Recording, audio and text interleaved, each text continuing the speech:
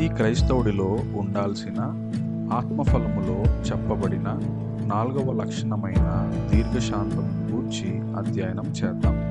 మనలో చాలామంది దీర్ఘశాంతము అంటే ఏదైనా ఒక అవసరత కోసం ప్రార్థిస్తున్నప్పుడు ఆ అవసరత కొరకు ఓపికగా ఎదురు చూడడాన్ని దీర్ఘశాంతము అని అపోహపడుతుంటారు.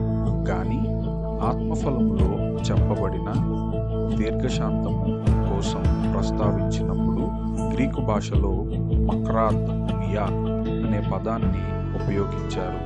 ఈ పదాన్ని మనుష్యుల ఎడల దీర్ఘశాంతము కలిగి ఉండాలి అని చెప్పే సందర్భంలో ఉపయోగిస్తారు.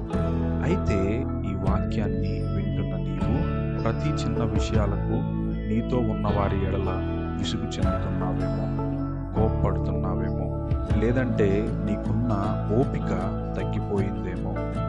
ఆ దేవాది దేవుడైన యేసయ్య అందరి ఎడల అంటే మంచివారి ఎడల చెడ్డవారి ఎడల తన దీర్ఘశాంతమును ఏ విధంగా కలిగి ఉన్నాడో మనము కూడా మనతో ఉన్న వారి ఎడల దీర్ఘశాంతమును కలిగి ఉందాం.